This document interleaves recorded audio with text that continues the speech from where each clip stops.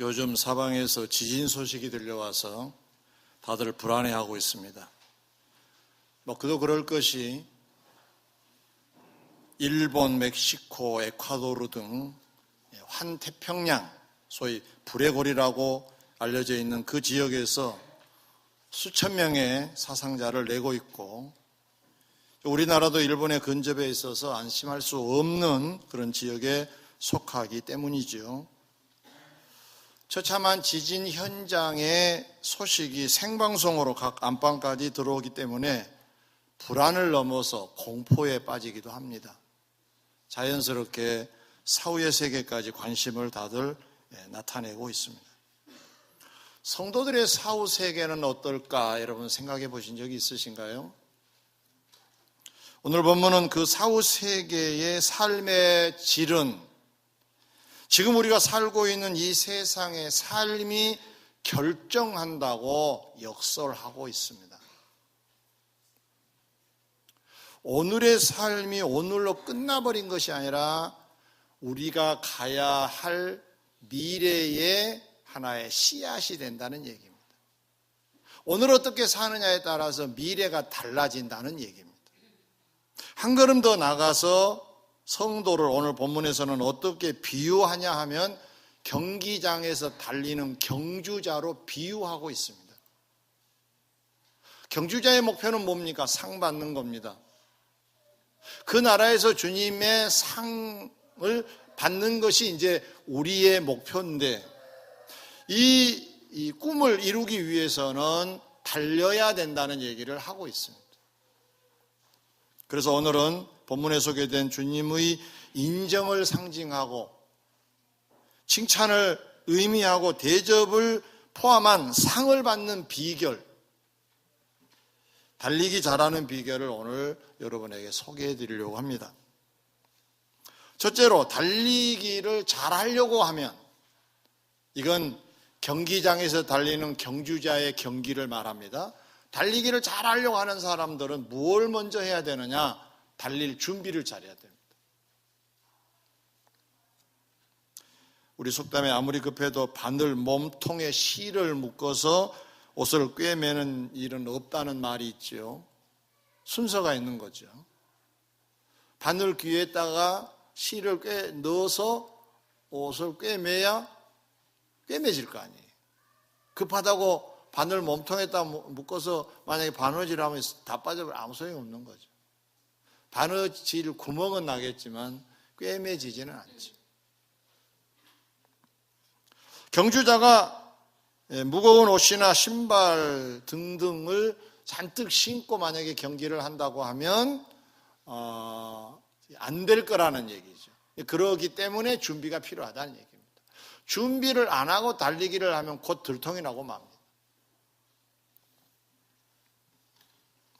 어쩌면 잘 달리려고 하면 잘 준비를 해야 된다는 말이 되는데, 이 결과, 승패의 결과는 준비에 달려있다 해도 과언이 아니겠죠. 그러면 성경에서 말씀하고 있는 경기자로 비유된 신앙인들의 삶을 우리가 잘 살아야 되는데 뭘 준비를 해야 되느냐, 신앙생활을 잘하는 비결이 뭐냐 그 말이죠. 제가 읽어드린 히브리서 12장 1절에 보니까 우리에게 구름같이 둘러싼 허다한 증인들이 있으니 모든 무거운 것과 얽매이기 쉬운 죄를 벗어버리고 인내로서 우리 앞에 당한 경주를 하며 그랬어요. 자, 여러분 초등학교 때, 중학교 때 이렇게 학교 다니실 때 아마 그 그림이 그려질 수 있는데, 운동장에서 달리기 하면 많은 부모님들 또 다른 어떤 친구들이 응원을 보내지 않아요? 우리가 세상을 살아가는데 우리를 응원하는 세력이 있다는 거예요. 그 응원하는 세력은 먼저 이 세상을 떠난 성도들이라는 겁니다. 허다한 증인들이 있다는 거죠. 그 속에는 모세도 있을 것이고 다윗도 있을 것이고, 예? 그들이 응원 속에 우리가 신앙생활을 지금 하고 있는 건데, 근데 이 경기를 잘하는 비결이 뭐냐? 인내를 해야 된다. 인내. 끝까지 인내하면서 잘 달려야 된다는 건데, 그러기 전에 준비한 것이 뭐냐면은 무거운 것, 얽매이기 쉬운 것들은 벗어버리라고 얘기를 하고 있습니다. 근데 여기에서 얽매기 쉬운 것, 무거운 것이 뭔가를 우리가 알아야 될 거 아니에요. 도대체 신앙생활을 잘하는 비결 중에 뭘 우리가 벗어야 되는 것인가? 히브리서 12장 1절에 보니까 얽매기 쉬운 죄를 벗어버리고 그랬어요. 하나의 죄를 짓게 되면 다음 단계로 도전이 잘 안 됩니다. 이게 걸리적거려. 이것 때문에 멈칫합니다. 그러니까 내가 하나님 앞에 좀 잘못된 게 있으면 이건 먼저 해결하자 그 말이죠. 그리고 우리가 진짜로 무거운 것들은 벗어야 되는데 그 무거운 것이 뭔가? 마태복음 13장 22절에 보면 이런 말씀이 있어요. 거기에는 4종류의 밭이 소개되는데 열매를 맺을 수 없는, 수확할 수 없는 밭 중에 3번째 밭이 소개됩니다. 그 3번째 밭이 어떤 밭이냐면 가시나무 밭이에요. 여러분, 가시나무가 있는 밭에 씨앗을 뿌리면 자라기는 잘합니다. 근데 굉장히 그 줄기가 가느다랗게 올라옵니다. 왜냐하면 영양분을 가시가 다 빼앗아가서 그렇습니다. 저는 실제로 시골에서 자라서 보았는데 그 가시나무 종류 같은 거 또는 그 잡초, 아주 그냥 생명력이 강한 이런 것들이 있는 밭의 곡식은 잘 되지 않아요. 왜냐하면 그런 것들이 영양분을 다 빼앗아 갑니다. 가시나무는 더 흡수력이 좋다 그래요. 그러니까 영양분이 곡식 쪽으로 가야 이게 쑥쑥 자랄 건데 자라지 않아요. 겨우 자랍니다. 겨우 자란 데서는 꽃이 피지도 않고 열매가 맺어지지를 않아요. 그러면 이 가시나무에 해당된 게 무엇이냐? 무엇으로 비유했느냐? 세상의 염려, 돈의 유혹. 이게 가시나무처럼 우리의 영양분, 에너지를 빼앗아 간다는 거예요. 그러니까 세상적인 염려가 너무 많은 사람은 말씀이 들어와도 뭔 줄을 잘 모른다는 거예요. 실제로 우리 경험한 바도 있지 않나요? 뭔가 염려가 잔뜩 있는 사람들은 설교가 잘 들어오지 않습니다.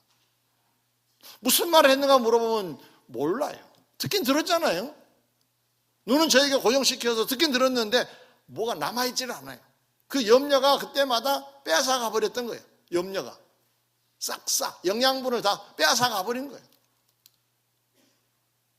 내 심령이 그것을 보듬고 그것을 키워내는 그 에너지가 나에게 없다 그 말이에요. 이 염려가 너무 크면. 또 하나, 돈에 대한 유혹.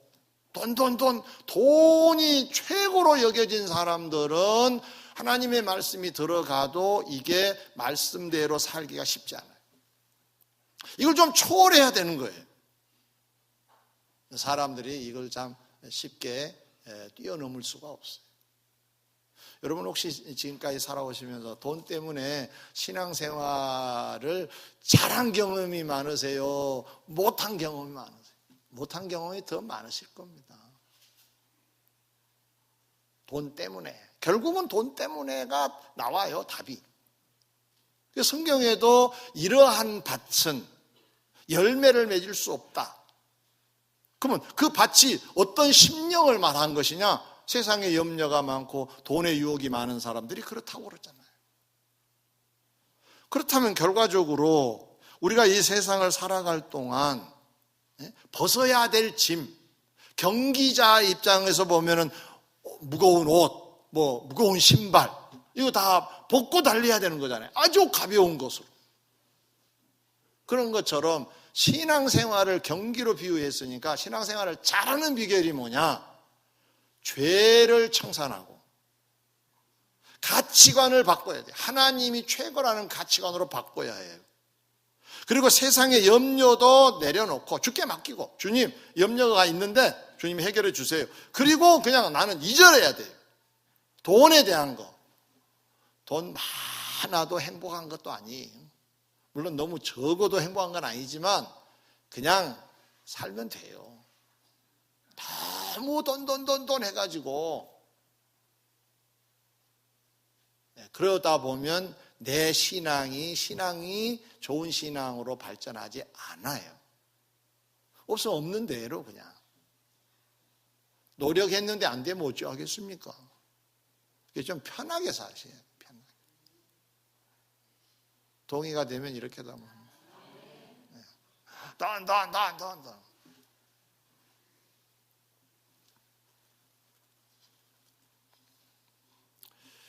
신앙생활은 경기장의 경주자로 비유했습니다. 신앙생활을 잘하는 비결은 일단은 무거운 것들은 벗어야 된다 그랬습니다. 두 번째입니다. 달리고자 한 자가 어떻게 하면은 면류관 받는 승자가 될 수가 있느냐? 목표를 정확하게 파악하고 달리는 사람이죠. 너무너무 기본적인 얘기죠, 그렇죠? 내가 만약에 달리기를 이제 딱 선에 섰어요. 그런데 어디가 골인점인 걸 모르면 열심히 달려봤자지요. 너무 유치한 얘기는 하지만 사실입니다.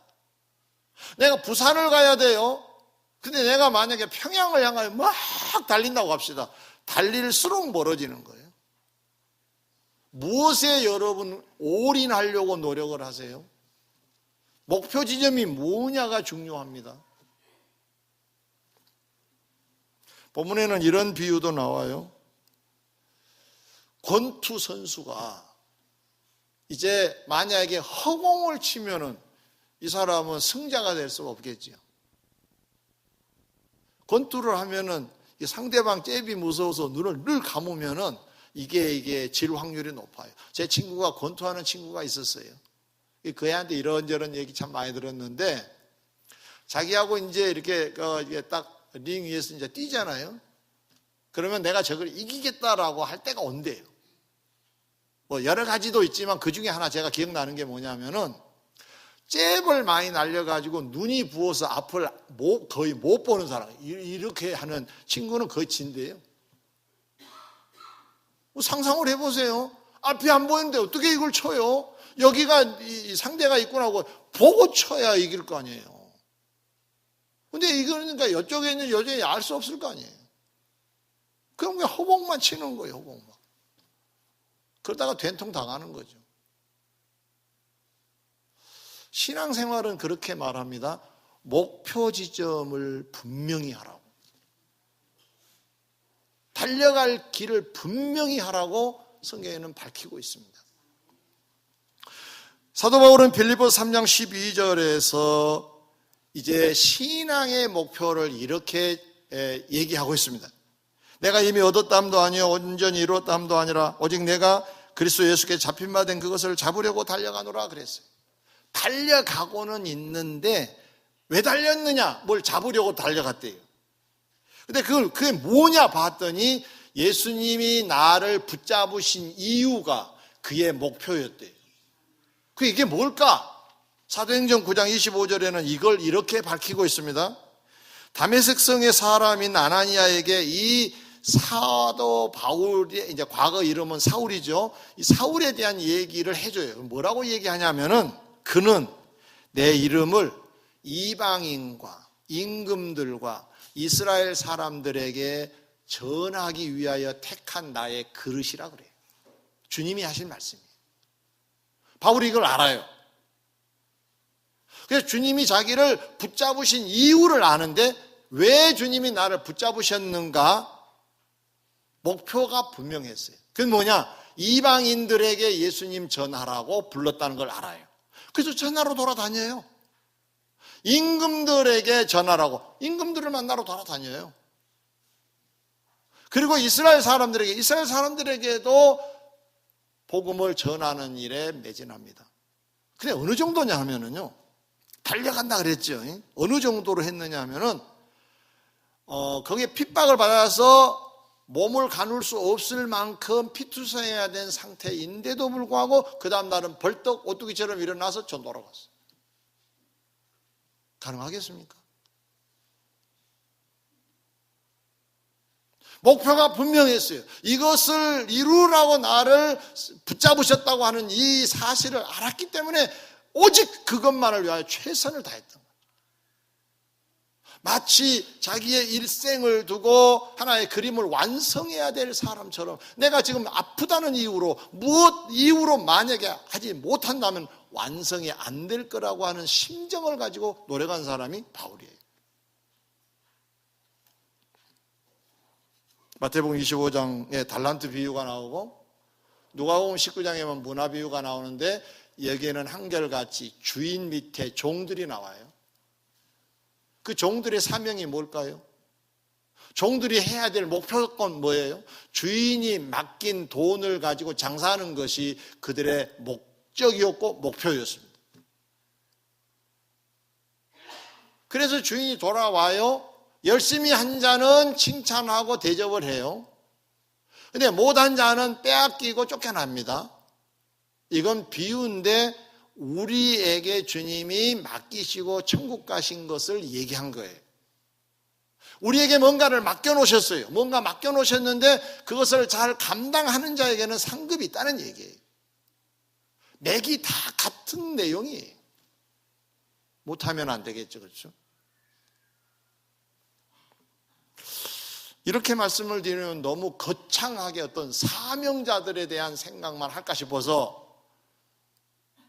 좀 내용을 좀 전환을 시켜서 우리의 삶의 현장에서 발견할 수 있는 주님의 그 목표 지점, 주님이 정해준 목표 지점을 한번 확인해 보도록 하겠습니다. 한 가정 얘기입니다.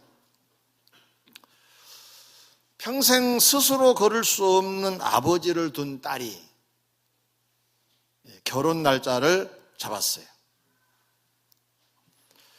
아버지가 혼자 걸을 수 없는 지체장애자입니다. 그런데 이 결혼 날짜가 잡힌 날로부터 아버지의 행동이 바뀌어지기 시작했습니다. 그건 뭐였었느냐? 의족을 한 상태인 아버지가 목발에 의존했었던 건데 목발을 집어 던지고 걸음 연습을 시작한 거예요. 쉽겠습니까? 그동안의 평생을 목발에 의존했는데 그걸 내려놓고 걸어보려고 하면 걷는 시간이 서 있기만 하지 걸을 수가 없는 거예요. 걸으면 넘어지고 걸으면 넘어지고 계속 반복합니다. 땀이 범벅입니다. 땅바닥에 넘어지고 깨지고 피가 나고 식구들이 말리기를 시작합니다.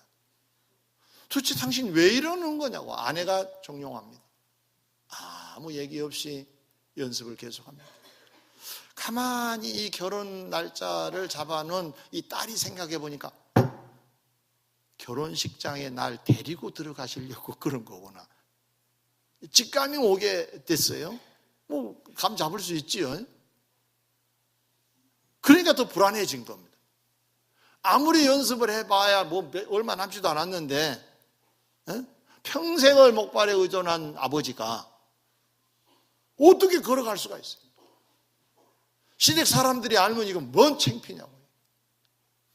그냥 차라리 큰아버지 작은아버지 아무라도 이제 비슷한 사람을 해가지고 아버지가 좀 몸이 불편해서 그러나 이렇게 하면 넘어갈 수 있는 상황인데 거기서 뭐 전시할 일이 있어요. 뭐 자랑할 일이 있어요. 딸이 불편하기 시작한 겁니다. 그래서 이런 핑계를 대고 저런 핑계를 대면서 딸이 말리려고 노력합니다. 창피하다는 말을 하면 또 불효가 되니까 말을 못하고. 아버지는 아랑곳하지 않냐고 계속 연습합니다. 쌀쌀 맞게 대해봐도 아버지는 변함이 없습니다. 다정하게 얘기를 해도 변함이 없이 연습을 계속합니다. 씨름하고 씨름하다가 세월이 지나서 결혼식 당일이 되었답니다. 신부가 이제 화장을 일찍 하기 위해서 집을 나서는데 뜰에 입구에 하얀 운동화가 한 켤레 있더라고요. 하얀 운동화가. 직감이 오기를 이걸 오늘 신으시려고 그런 거구나. 그게 더 마음이 안 좋은 거예요. 양복에 흰 운동화 어울리겠습니까? 요즘은 글쎄 어울릴란가 모르겠네. 운동화를 하도 많이 다들 신어서. 근데 양복에는 구두가 좀 어울리지 않나요? 그렇죠?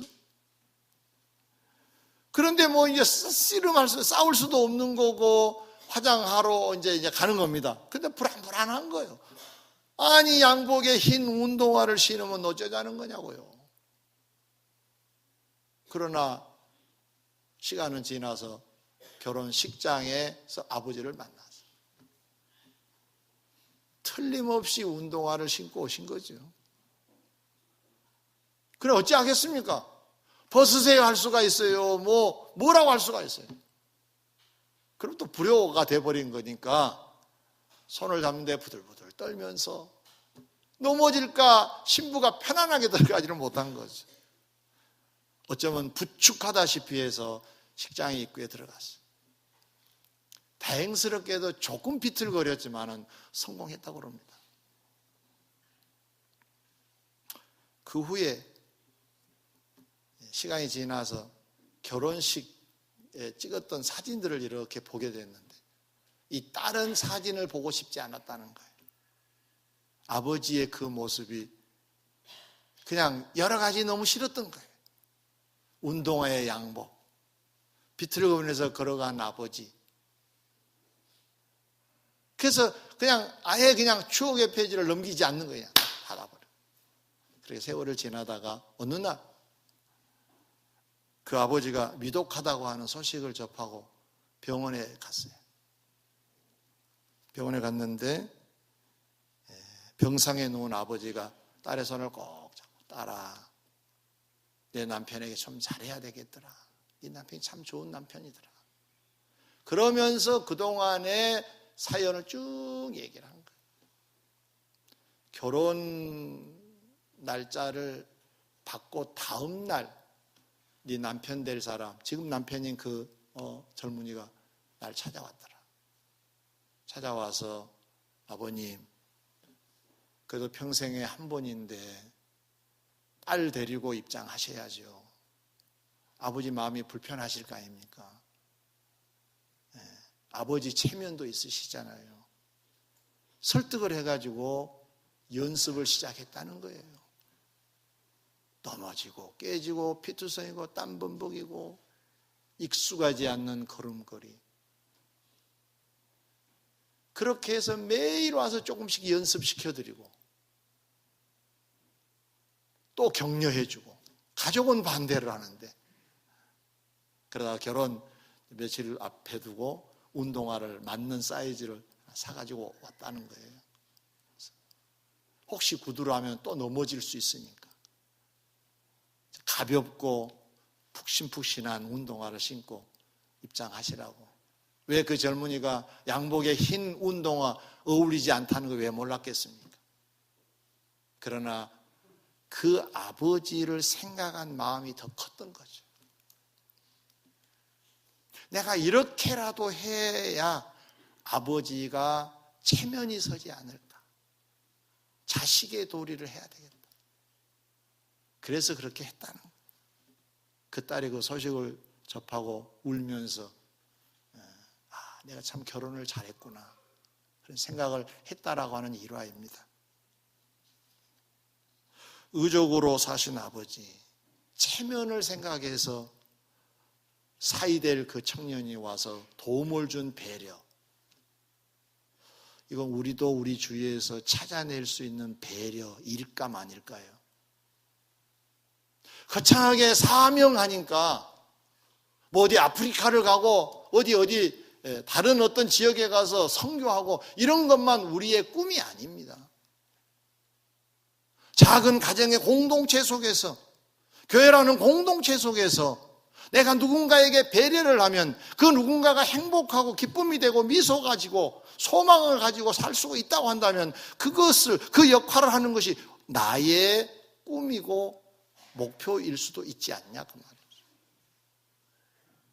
거창한 것만 꿈은 아닙니다. 사랑하는 성도 여러분, 우리가 달려가야 할 목표점이 어딘가요? 저는 이렇게 정리를 하고자 합니다. 우리가 서 있는 곳에 분명히 있다. 큰 것도 있지만 우리가 서 있는 곳에도 분명히 사소한 것들처럼 보여져 숨어 있는 것들이 있다. 예화를 들으시면서 부모 여러분들은 어떻습니까? 저는 이 글을 읽으면서 이런 생각을 해봤습니다. 내가 좀 잘 살아야 되겠구나. 그래야 자식들에게 누가 되지 않겠구나. 나 때문에 자녀들이 부끄러움을 가지고 살면 안 되겠구나. 여러분 때문에 여러분의 자녀들이 행복했으면 좋지, 부끄러움을 가지고 만약에 산다면 안 되지 않겠습니까? 반대로 자녀 여러분, 부모님들 체면을 생각해 보신 적이 있으신가요? 여러분 때문에 부모가 욕을 얻어먹을 수도 있습니다. 수군거림의 대상이 될 수도 있습니다. 여러분 때문에 여러분의 부모가 욕을 얻어먹고 누군가에게 아유 못났다 라고 하는 대상으로 된다면 자녀 여러분은 잘못하고 있는 것입니다. 사야 사람이 장인 영감에 해당되는 그분의 체면을 세워주고 싶어서 찾아낸 그 따뜻한 배려, 그 유형으로 우리도 찾아내면 뭔가 할 수 있는 거 아니겠어요? 내 고달프더라도, 내가 좀 힘이 들더라도 뭔가를 가족을 위하고 뭔가 우리의 교회라는 공동체를 위하는 차원에서 뭔가가 있다면 그것이 우선 우리가 할 수 있는 목표 아니겠어요? 더 큰 사명도 목표이기도 하지만 말입니다. 이런 일들을 좀 잘 하셔서 여러분은 매사 순간순간 면류관 받는 그런 여러분 되시기를 주 이름으로 축원합니다.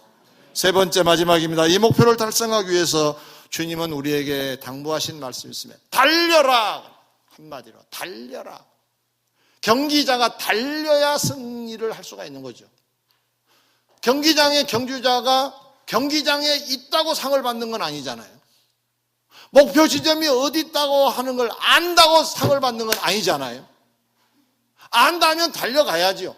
달려라. 이게 무슨 뜻일까요? 비유니까 열심히 노력하라는 말이죠. 노력하라. 뭔가 하고자 하신가요? 그것을 이루기 위한 노력이 필요한 겁니다. 고린도전서 9장 24절에 운동장에서 다름질하는 자들이 다 달릴지라도 오직 상을 받는 사람은 한 사람인 줄을 너희가 알지 못하느냐. 너희도 상을 받도록 이와 같이 다름질하라. 상을 받는 사람은 한 사람인 걸 알지 못하느냐. 한 사람이죠, 그렇죠? 근데 이 말씀을 여러분들이 오해하시면 안 됩니다. 1등 하라는 얘기인가? 1등 하라는 얘기 아닙니다. 완주하라는 얘기입니다. 2등 하면 어떻습니까? 3등 하면 어떻습니까? 끝까지 가라 그 말입니다. 끝까지 가라. 그런데 1등짜리처럼 노력을 하라는 말입니다. 완주를 하되 1등짜리처럼 노력을 하라는 겁니다. 신앙의 세계에서는 1등, 2등, 3등, 4등이 없습니다. 완주하면 되는 건데 그 내용을 어떻게 이루라고 하는 얘기냐? 노력하라는 말입니다. 1등처럼. 여러분 혹시 달리기에 1등 해보신 경험이 있으신가요? 저는 어렸을 때 달리기를 꽤 잘한 편이었습니다. 그래서 1등도 해봤어요. 주로 3등이지만. 그런데 1등을 할 때는요, 이게 숨이 막혀요. 뭔가 여기까지 올라와가지고 주저앉히려고 하는 뭔 기운이 있는 것처럼 막 숨이 가빠요. 애를 쓰는 거죠. 숨이 가쁘니까 서서히, 그러면 1등은 못합니다. 근데 성경은 우리에게 1등짜리처럼 뛰라고 하네요. 노력 플러스 노력 플러스 노력을 하라는 얘기잖아요. 예배도 노력해서 잘 드리도록 노력해야 돼요. 주일에 딱 오전에 한 번 나오신 분들 계시면 오후도 노력을 해보셔야 돼요. 노력을 안 하면 발전이 없습니다. 어떤 사람은 후퇴를 해요. 그건 발전이 없는 겁니다. 수요 예배도 발전하고 금요 예배도 발전하고 새벽 예배도 발전해 갈 수 있어야 됩니다. 봉사도 마찬가지입니다. 어떤 사람은 왕창 하다가 후퇴한 사람들이 있어요. 숫을 냈다고 못난 사람이죠. 발전해야 됩니다. 1등 차례처럼 끝까지 달리라 그러잖아요.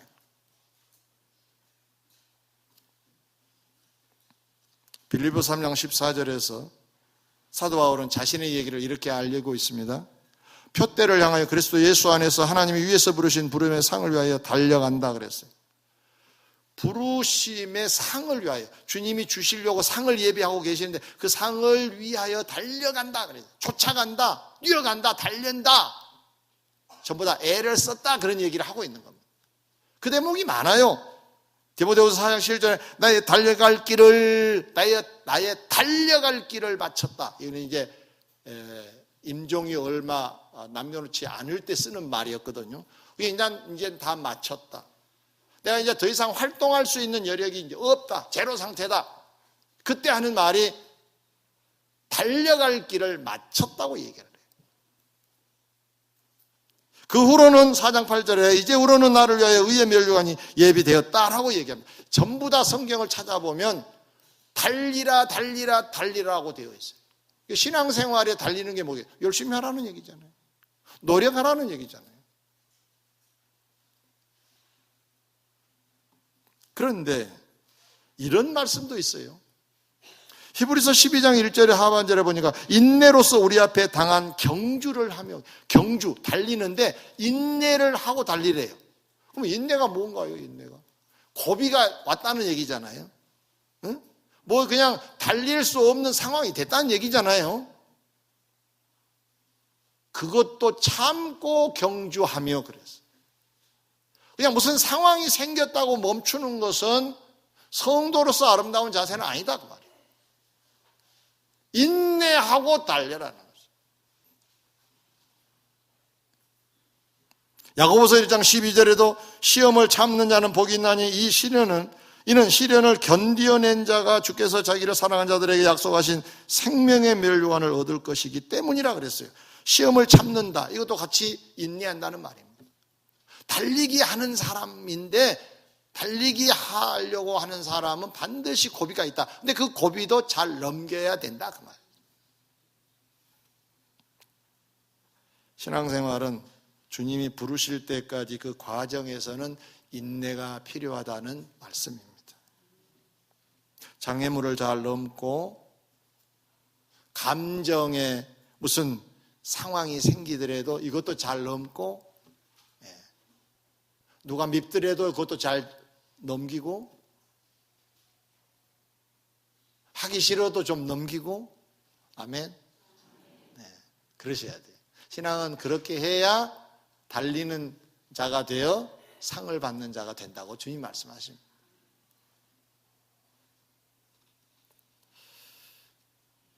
그러하면 우리가 신앙생활을 하는데 오늘 하루도 성실하게 살고 또 하루도 성실하게 살고 게으르지 말고 작은 일도 작다 하지 말고 잘 감당하면 성공할 수 있다는 얘기입니다.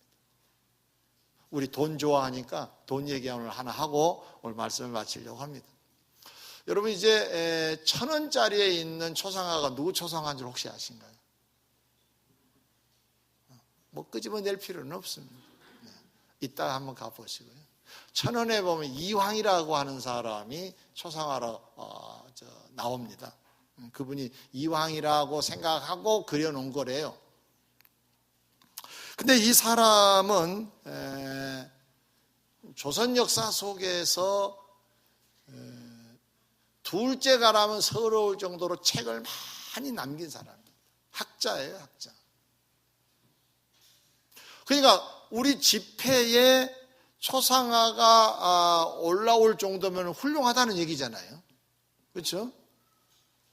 뭐 신사임당 뒤에 또 나옵니다마는 돈 액수에 따라서 그분들이 대단하다 뭐 그러지는 않을 거라고 봐요.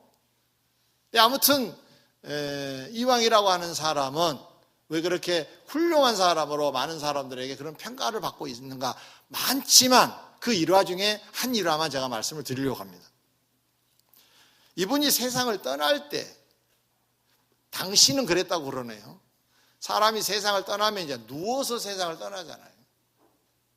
근데 당시에 훌륭한 사람들은 의자에 앉아서 세상을 떠났다고 하네요. 이 사람도 의자에 앉아서 세상을 떠나게 됐다고 그래요. 의자에 앉아서 이제 숨을 거두기 시작합니다. 근데 그 앞에 화분이 하나 있어야 돼요. 매화분이라고 매화꽃을 이제 심어놓은 화분이 하나 있었는데 운명하기 바로 전에 저 화분에 물을 줘라. 그리고 죽었대요. 유명한 일화예요. 역사에 나오는 일화인데 여기서 엿볼 수 있는 게 평상시에 그는 사소한 것을 사소하게 여기지 않는 자로 살았대요. 그게 꼼꼼히 성실히 그러면서 방대하게 스케일은 크고 그러면서 하나하나 이루는 건 성실하고 멋있지 않나요? 그래서 당대의 유명한 인물이 되지 않아서 지금도 그렇게 유명한 인물이라고 대접받고 있는 거 아닐까요? 커야지요, 스케일은. 그러나 이루는 과정은 성실해야 되겠죠. 우리 한문에 그런 말이 있잖아요. 가정을 잘 다스린 사람이 나라도 다스린다 그러잖아요. 가정에서 이렇게 잘 못하면 어디서 잘 못해요. 교회도 마찬가지입니다. 여러분, 의족을 가진 그 장인 영감을 도왔던 그 사이되는 사람처럼 우리 삶 속에서 작은 배려의 일감들을 찾아보세요. 작은 건 작은 것으로 끝나지 않습니다. 그래서 그걸 성실히 감당하고 또 큰 것은 큰 것대로 성실히 감당하면 주님으로부터 우리는 잘했다 칭찬받는 면류관 받게 될 줄 믿습니다. 경기장의 경주자처럼 목표를 분명히 하고 잘 달려서 승자가 되시기를 다시 한번 주의 이름으로 축원합니다.